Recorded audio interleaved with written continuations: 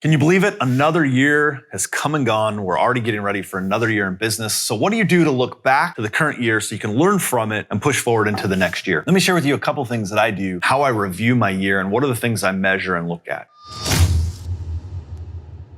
So throughout my business, we do something called a scorecard. We have a scorecard that we look at, that we measure metrics from. So for example, especially the 7 key numbers in business. What are the number of leads we have, number of appointments, then to sales. So leads, appointments, sales. Then we look at the number of people in our database as a key metric, and then income, expense, and profit. And we look at those 7 key numbers as a metric and a scorecard that we measure and we look at all the time. I should have a pretty good idea by the time I get to the end of the year what my year looks like. If you're like me and what I wish I'd learned early on in my business, you're probably going back to the beginning and going, what was my goal at the beginning, assuming you have one? Which you should. Got to the end of the year and did I hit my goal? See, for me, by the time we get there, I already know if I'm on track or off track to hitting that goal. But there's always a key to accountability in this. So let me share with you the 5 questions of accountability that I look at as I go through the year. And this helps me as I move forward looking into the next year and setting my goals and my plans. So here's the 5 questions. First of all, what was my goal? What was the main goal? The one thing often referred to as a SMART goal: specific, measurable, action-based, realistic, and time-bound. What's that one goal that I tried to get to by the end of the year? And I write that down. So this is my goal. The second question is, how did I do? Did I get it? Right? Was I on track? Did I meet it? Did I exceed it? How did I do in that goal? And I look back in that year in review. How do I feel about that? And when I do accountability sessions with business owners, this is one of the biggest questions: is how do I feel about that? It tells me a lot about the person and where they're at with their goals. So let's say, for example, your goal was 100 transactions, 100 sales, whatever, and you got to 95 by the end of the year. If I asked you, how do you feel about that? You're like, well, it was better than last year. It's okay. I feel good about it. Okay. Now, I don't typically dig too far into that because this is their accountability.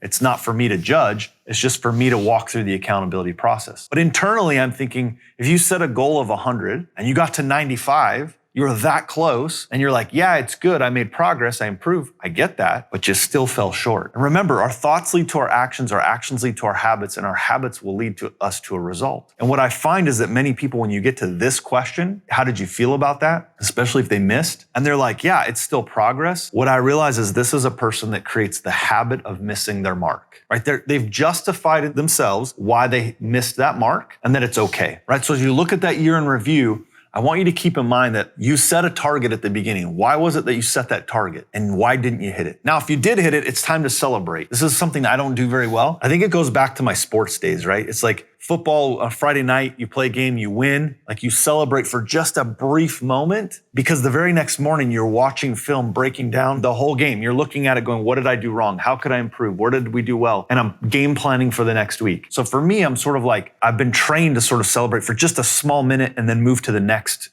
opponent, if you will. And I think that happens in business. So when I ask the third question, which is, how do you feel? If you've met or exceeded your goal, take some time to celebrate, especially if you have a team and the people around you. Take time to just recognize the achievement of that. And number 4, what's your goal for next year? Right? Because what I want you to understand is I use kind of the 95-5 rule. 5% of this is looking back at the last year to learn from it, and then the 95 is looking forward. Think about it like you're driving in your car, right? Your rear view mirror is so small. It's 5% of the view, and 95% of it is the windshield. I don't want to take a tremendous time looking back. I want to learn some lessons, but then I want to apply it for next year. And that's why these 5 questions are so valuable. So now I look at it and say, question 3 or question 2 is I didn't meet my goal. Number 3 is that I don't really feel great about that. The side question, or part B to that, is what got in the way? Because whatever got in the way is going to drop down to question 5. What got in the way? Question 4 now, what's my goal for next year? And question 5 is what could potentially get in the way to keep me from hitting that goal? That's where I've now tie in what the year in review, what I learned, and I move it into next year. So let me give you an example. Let's say that my goal again was 100 sales and I got to 95. I don't feel great about that because I didn't hit my goal. Now the sub question I have to ask is, what got in the way? What stopped me from hitting that? It could be people, it could be process, it could be systems, it could be anything. It could be my own effort or lack thereof. I identify what that is, and now I move that into my next year.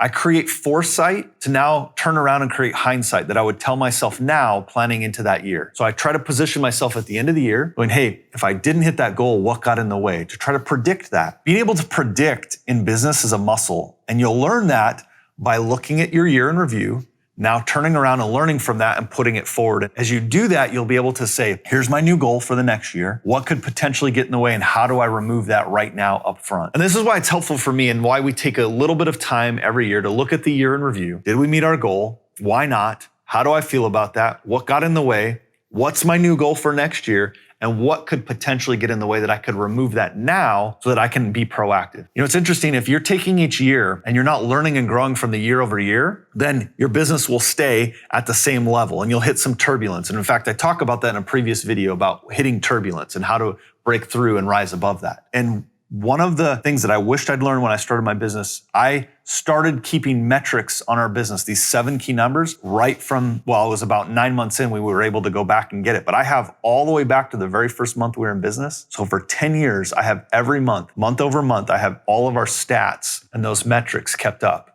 And the benefit for that now is not just a year in review. I can now go a decade in review. I can now look back and say, here are the trends that have happened in my business. And so it's so important to keep these things, to review it, track those numbers, put them down somewhere in a spreadsheet. Even if you only reviewed it once a year, have those so that they give you a great benefit going forward. So many business owners are always like, go forward, go forward, go forward, drive. And I'm like that a lot. But if you don't look back and learn, just like I use the example in sports, right? To go back and review film. This is your year in review. Go back and look at it. What did you learn? How do you improve? And how do you make it better for next year? Hey, if this was helpful, make sure you share it, like it, and subscribe to our channel for more videos like this. The best thing you can do is, like I said, use the 95-5 rule, look back and review, but now use what you learned to plan for your next year. If you do that, you're going to see a massive success in your business this next year.